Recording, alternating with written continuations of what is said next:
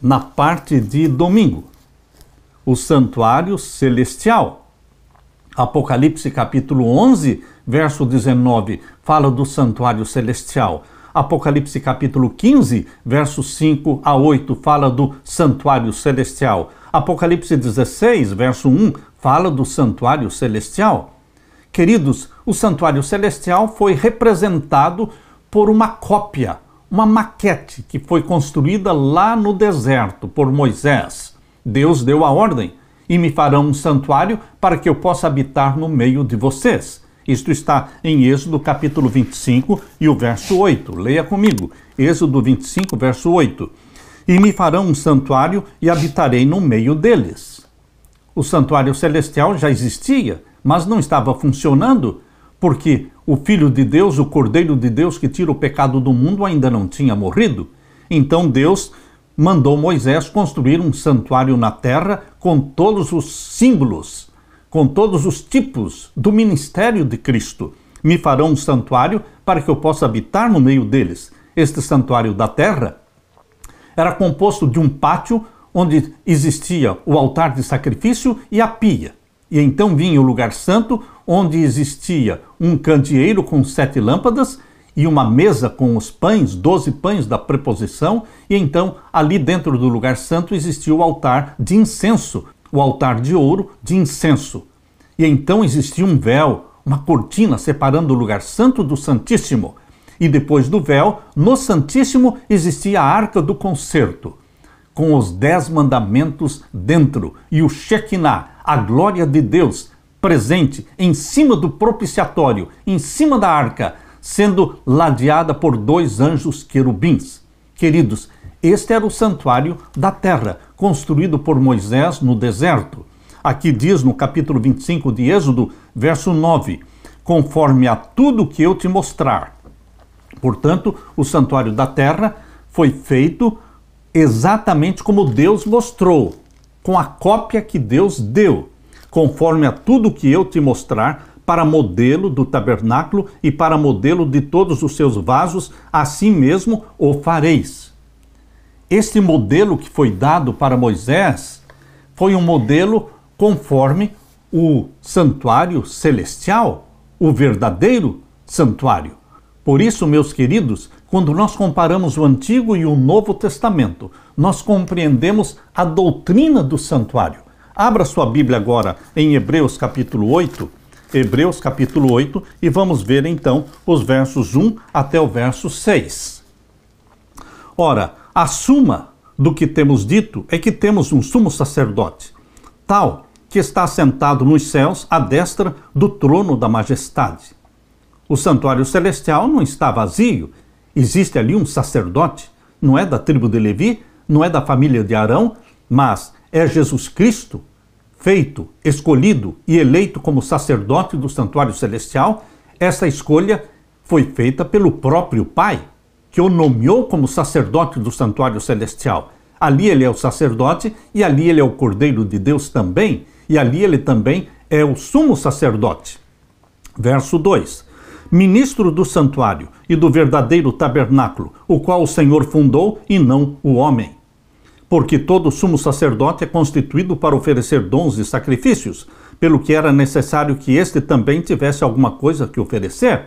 No santuário da terra, os sacerdotes ofereciam sacrifícios animais. Mas no santuário celestial, o próprio Filho de Deus oferece o seu próprio sangue. Ele é o Cordeiro de Deus. Verso 4. Ora, se ele estivesse na terra, nem tampouco sacerdote seria. Por quê? Porque no sacerdócio terrestre, somente os da família de Arão, da tribo de Levi, poderiam ser sacerdotes. Mas Jesus era da tribo de Judá. Por isso, Hebreus capítulo 8, verso 4 explica: ora, se ele estivesse na terra, nem tampouco sacerdote seria, havendo ainda sacerdotes que oferecem dons segundo a lei, os quais servem de exemplares sombras das coisas celestiais. Tudo que era feito no santuário da terra era sombra e exemplo das coisas celestiais, como Moisés divinamente foi avisado, estando já para acabar o tabernáculo, porque foi dito: olha, faze tudo conforme o modelo que no monte se te mostrou. mas agora alcançou ele ministério tanto mais excelente quanto é mediador de um melhor concerto. Jesus Cristo é o mediador de um melhor concerto, porque não se baseia na morte de animais. No santuário celestial não existe morte de animais. Existe um único sacrifício único de Jesus Cristo, que morreu na cruz do Calvário. Morreu, ressuscitou, subiu ao céu, foi entronizado no santuário celestial no dia do Pentecostes. 50 dias após a sua ressurreição, foi feita a festa do Pentecostes do santuário celestial. Quando Cristo foi entronizado, ungiu o santuário celestial e então enviou o Espírito Santo, que foi derramado em forma de chuva temporã sobre a igreja. Queridos, aqui nós temos o Antigo e o Novo Testamento. Nós temos aqui o santuário da terra e o santuário celestial.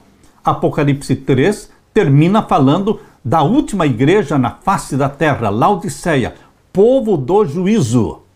E logo na sequência da carta do povo do juízo, Deus mostra em Apocalipse 4 a sala do juízo, e então no capítulo 5 o livro do juízo, e então no capítulo 6, 7 e 8 o processamento do juízo em 7 fases do selamento do povo de Deus.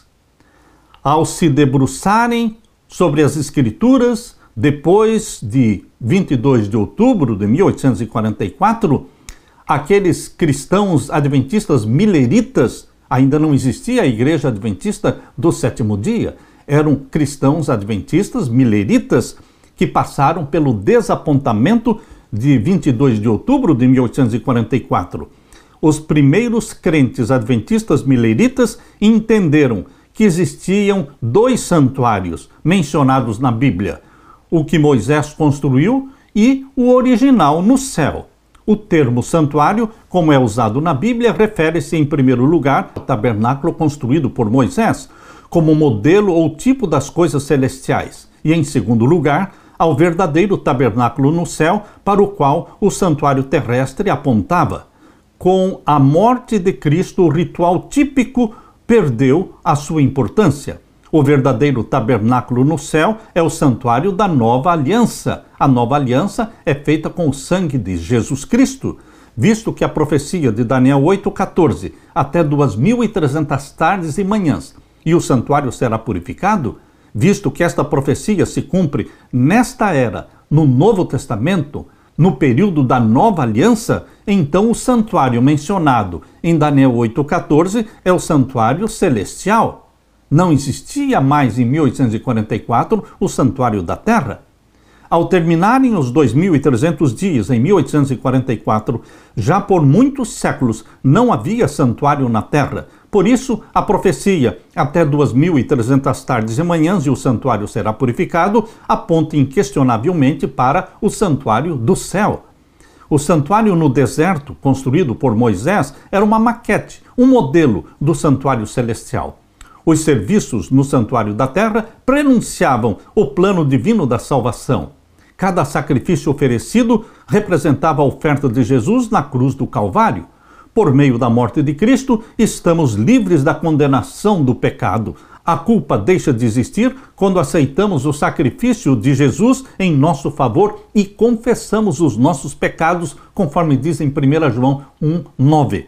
Jesus não é apenas o Cordeiro que morreu por nós, ele é também o sacerdote. E não é somente o sacerdote, ele é também o sumo sacerdote, que ministra a seu favor lá no santuário do céu. Jesus pode salvar perfeitamente os que por ele se aproximam de Deus, vivendo sempre para interceder por eles. Isto é o que Paulo diz em Hebreus 7:25. Ele remove a culpa. Jesus nos salva do poder do pecado. Não somente perdoa o pecado, mas nos dá poder para vencer o pecado. O ministério de Jesus no santuário do céu é a nosso favor. Como resultado da sua intercessão, o domínio do pecado em nossa vida é quebrado. Bendito seja Deus, porque o perdão dado por Deus, ele nos dá também o poder para vencer o pecado, quebrar o domínio de Satanás sobre nós.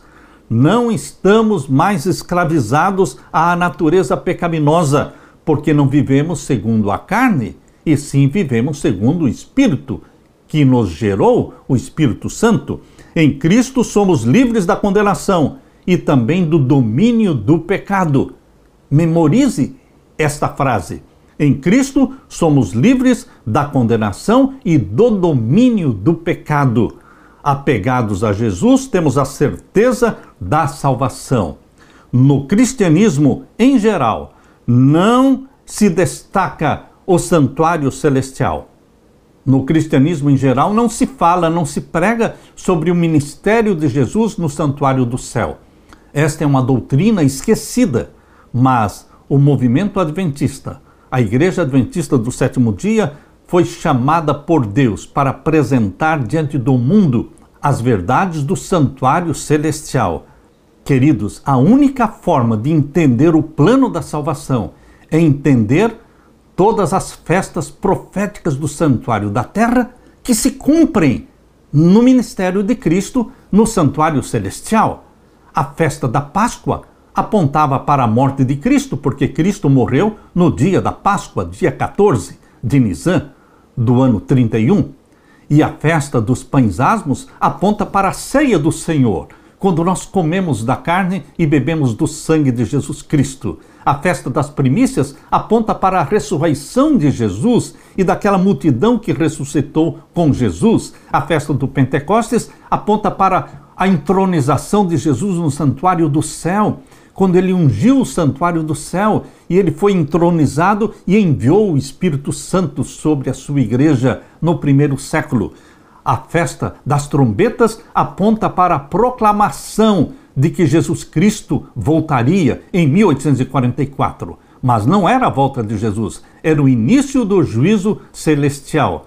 A festa da expiação, o dia da expiação do dia 10 do sétimo mês, apontava para o grande dia da expiação, o grande dia de juízo celestial, que começou em 1844. Hoje nós estamos vivendo em pleno dia da expiação. E a última festa, a festa dos tabernáculos, conhecida como a festa da colheita, aponta para a volta de Jesus para colher a grande seara de salvos e levar esta seara para o céu. Queridos, assim como a festa dos tabernáculos, a festa da colheita, durava 7 dias, também quando Jesus Cristo voltar para buscar a sua igreja e arrebatá-la para o céu, nós faremos uma viagem de 7 dias ascendendo ao céu. Bendito seja o Senhor pela revelação que nos vem através das festas proféticas do santuário. Primeiramente o santuário da terra, mas elas se cumprem no ministério de Cristo no santuário celestial. Aleluia!